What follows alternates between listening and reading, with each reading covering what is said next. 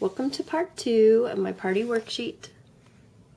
Alright, so what you want to do is when your party is all said and done, you're going to come home with a stack of these. And these are going to have all your jewelry cells on them. Let me show you how I made this stack of paper. So you get to Susie Smith's party, and when people start buying their jewelry, you ask them to fill out these papers.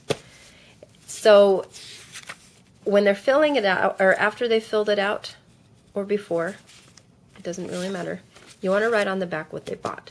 So what I always do is they hand me their little bucket, and I go through the jewelry and I count it kind of slow as I talk to them and tell them how I love paparazzi and it's been really fun and easy, and you know, or ask them about their family, kind of small talk, and then I write on the back.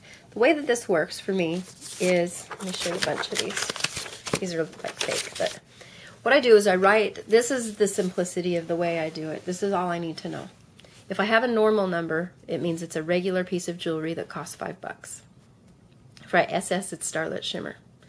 I sell my Starlit Shimmer 3 for $5.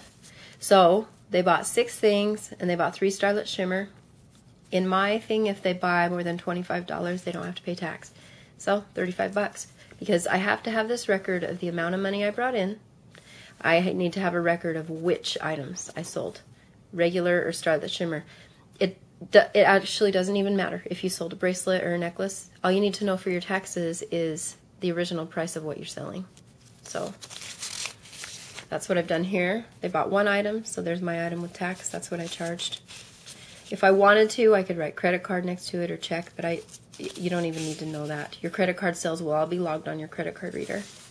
So this person bought 3 items, 5 items. I happened to do a special at this party where if they buy 10 things, they get 1 free. So I just made a little note that they got 1 free.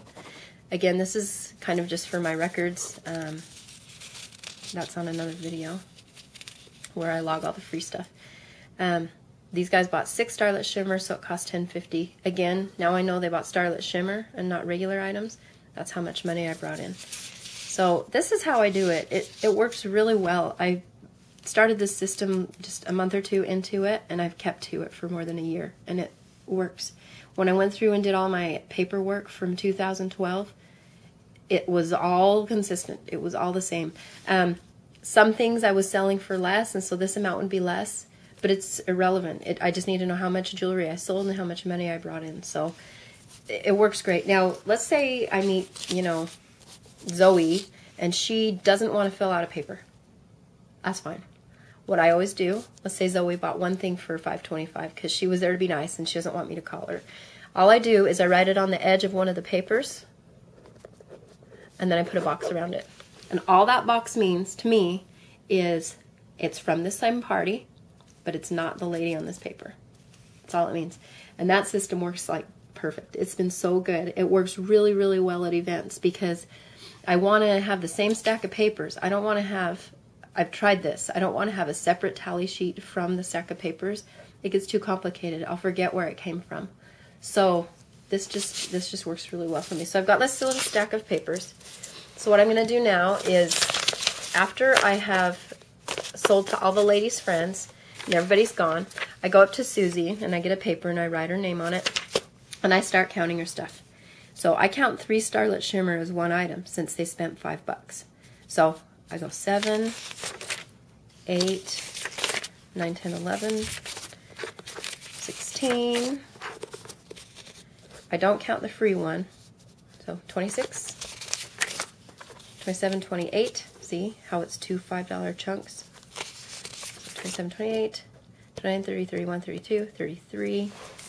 That's supposed to be 3 Starlit Shimmer. I was just making these up. Okay, so 33, 34, 35. That should be 6. Anyway, it's 2 chunks. 35 plus 8. 43 items. 44, 45. Okay, so she sold 45 items. So I write this on the back of Susie's paper. 45 sold. And I go, Susie, you sold 45 things. That's awesome. You're going to get 4 things for free.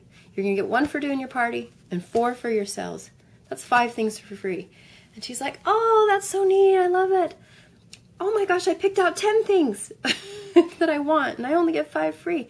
And I say, you know what? Why don't you buy those other 5, and then you can get another one free, because that'll bump it up to 50. So Susie buys 5 things. I write it on here just like everybody else. Susie just bought 5 more things. Now she has 50 sold. And I write down here, she got 5 free.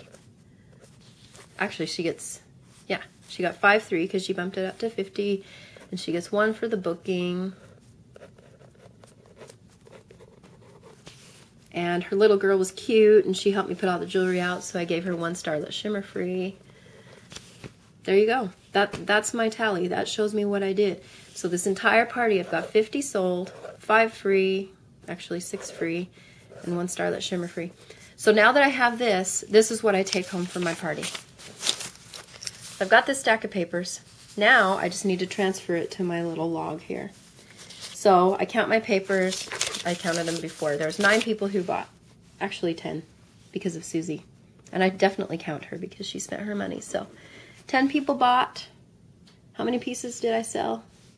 45. Nope, 50. 50 sold. Or in parentheses I could put, let's count how many Starlit Shimmer. 1, 2, 3, 6, 9, 15, 16, 17, 18. So I could go like this.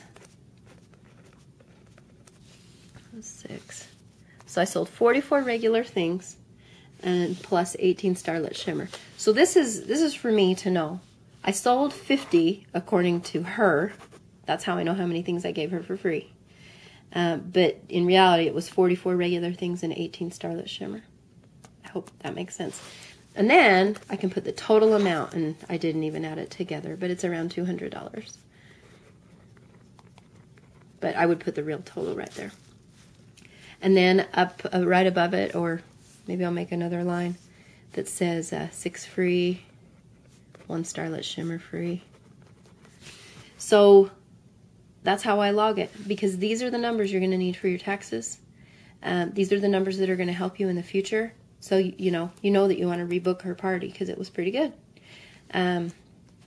Anyway, that's how you use the party paper, the party worksheet. And I will show you all how to do some of the other worksheets in my other videos. Thanks for listening.